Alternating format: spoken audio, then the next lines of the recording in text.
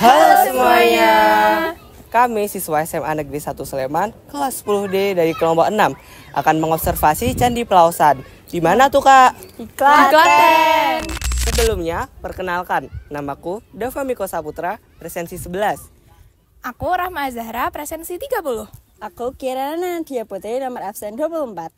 Aku Maura Maharani, presensi 26. Aku Rifki Syarif Sain, presensi 32.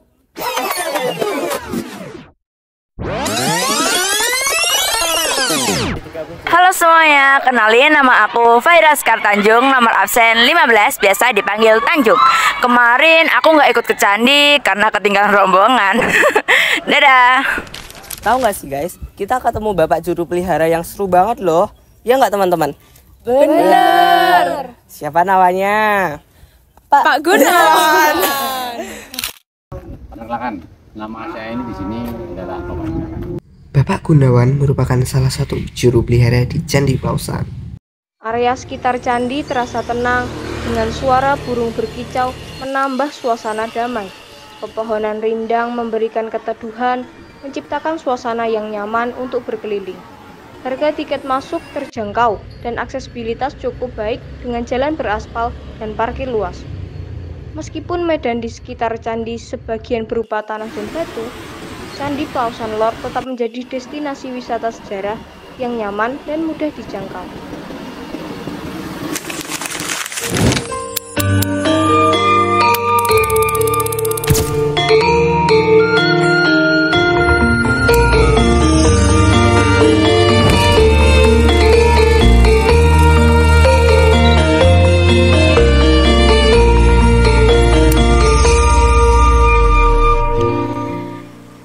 Candi Pelausan, kisah cinta sejati yang diukir dalam batu. Sebelum kisah tragis Romeo dan Juliet, sebelum kapal Titanic tenggelam dengan cinta yang mengharukan di layar lebar, dan jauh sebelum drama-drama romantis Korea merebut hati para remaja. Di tanah Jawa, tepatnya pada abad ke-9, telah lahir sebuah kisah cinta luar biasa, kisah Rakai Pikatan dan Pramudia Wardani. Dan cinta mereka tidak hanya hidup dalam cerita, tapi benar-benar diabadikan dalam bentuk candi megah, yaitu Candi Pelausan. Cinta yang menyatukan dua keyakinan. Rakai Pikatan adalah raja dari Wongso Senjoyo, penganut Hindu. Sedangkan Pramudia Wardani adalah putri dari Wongso Syailendra, pemeluk ajaran Buddha Mahayana.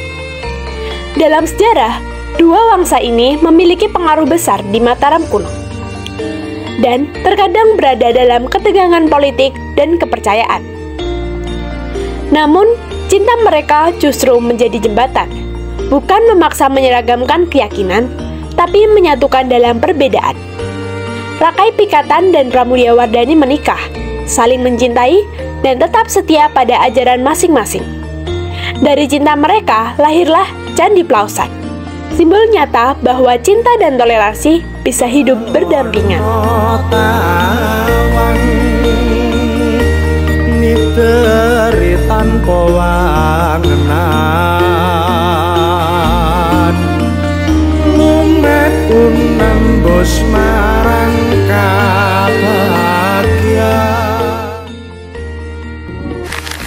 Ya, terima kasih adik-adik semuanya atas dukungannya di Candi Pelausan ini.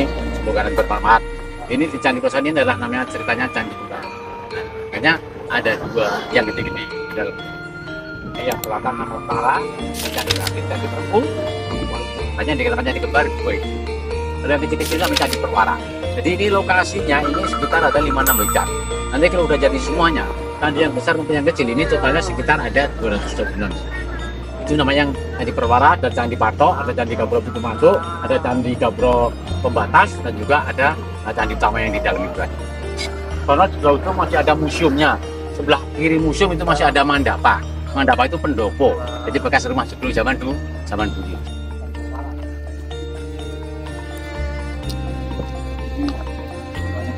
Nih, ada tulisan huruf Jawa kuno. Aslinya, tulisan-tulisan pendek di Candi Pelawasan memuat nama-nama raja, kepala daerah, pemuka masyarakat yang turut menyumbang pembangunan candi. Nah itu yang berbentuk kayak lonceng, kepala bumi. Ini apa? Makanya.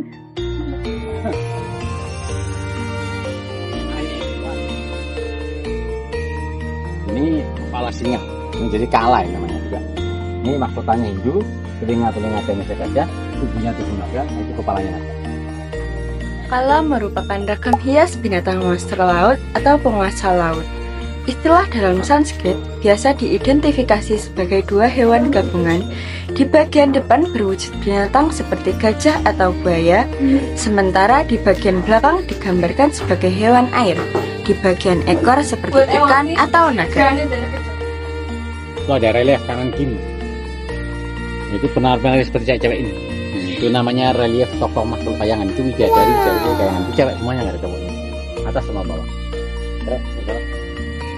Makara adalah sosok menyeramkan yang bisa kamu temui di pintu masuk Candi Pelawasan Lor.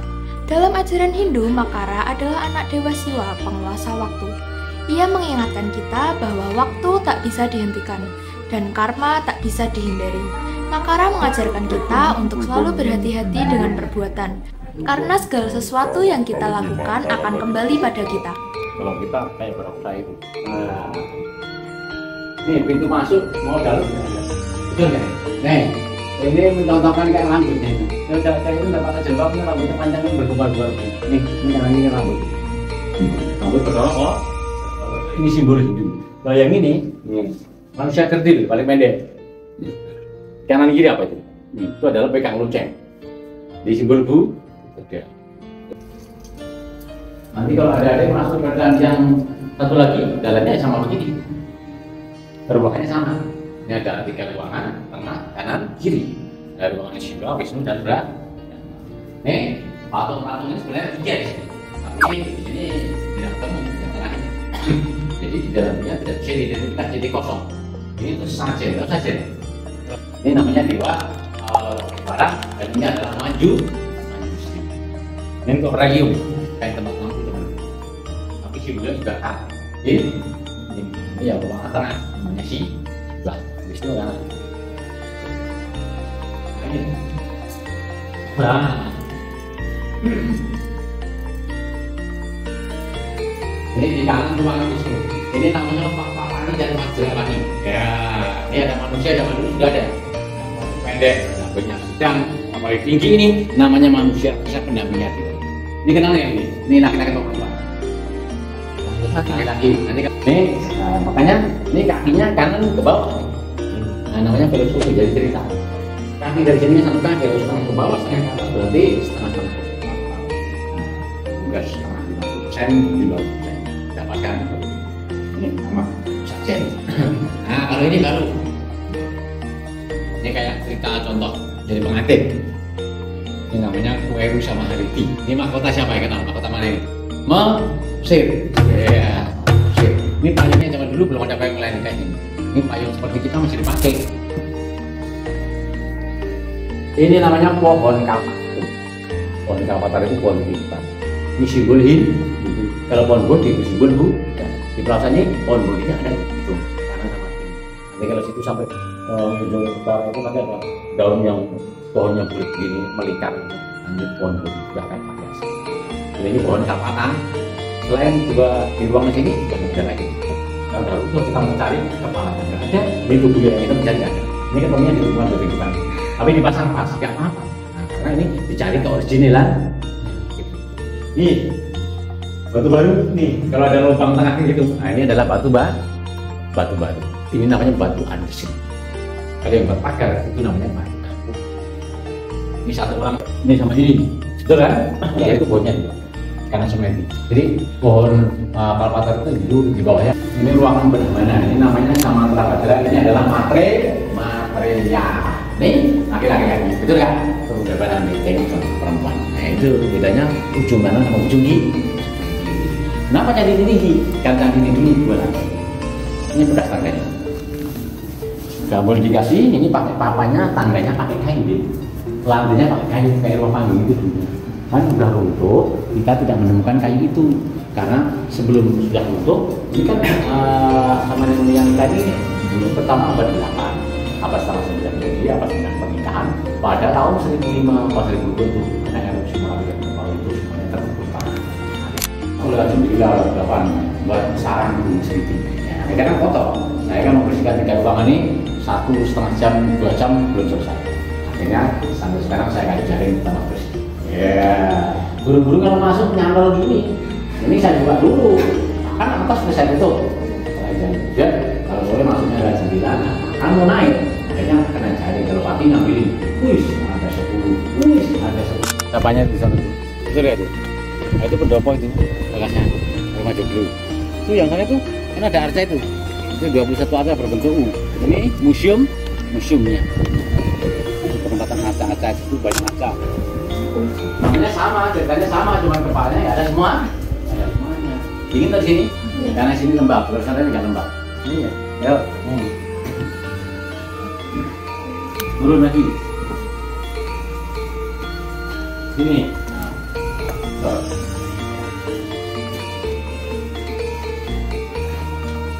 Nih, laki apa perempuan? Perempuan. Kayak bertiga itu, yang lebih gede itu. Ini juga sama tuh. Nih, betul kan tuh? Ya, itu bedanya di situ itu. Nanti kan sana laki sama perempuan. Nah, tapi yang di pojok ini kan perempuan semuanya nanti sama-sama yang kiri. Sini sebenarnya ada nih yang sini pohon kalpatarnya, tapi sudah tidak ketemu sih. Sebenarnya ada. Tadi pohon kalpatar tadi tuh. Iya. Nah, itu juga ada sebenarnya, tapi nggak ketemu juga. Kalau dibikin mah bisa aja. Tapi nanti baru namanya. Oh, yang ini dapat tingkat nggak, Pak? Ya sama, tingkat. Nah, itu batu baru gitu, sama di sini. Nih, lihat, benar kan? Ya, makanya dulu kan ada cerita. Lemnya ini pakai putih telur ayam. Ada cerita mitos itu. Kenapa bisa jadi kembali lagi? Ini yang batu perempuan, batu yang laki. Kita tinggal cari yang cocok-cocok itu. Itu tinggal nyari, itu semuanya masih komplit itu. Ada yang kaki candi, ada tubuh. Ini belum dilem dua-duanya. Betul nggak? Kalau diganja sampai kencang, goyang nggak? Nggak goyang kan? Situ pun juga nggak kuat, karena udah mengunci. Dari pasangan yang pas. Itu interlock namanya. Nih, namanya interlock. Itu kalau bahasa Indonesianya. Kalau bahasa Jawa namanya lego. Tapi kalau bahasa nenek moyang kita itu namanya lingga zoni. Lingga laki-laki, zoni perempuan. Pas kan? Ya. Oh itu lingga zoni. Ini nanti kalau mau dibangun, kan sudah ini pondasinya nggak lurus ya. Nanti dari pondasi sini ke bawah masih 2 meter lagi dalamnya. Keluarin semuanya, langsung dicor dulu, kasih plat beton itu, wah nanti bisa kembalikan seperti ini. Nembus marang kabahagiaan banget manis sinawang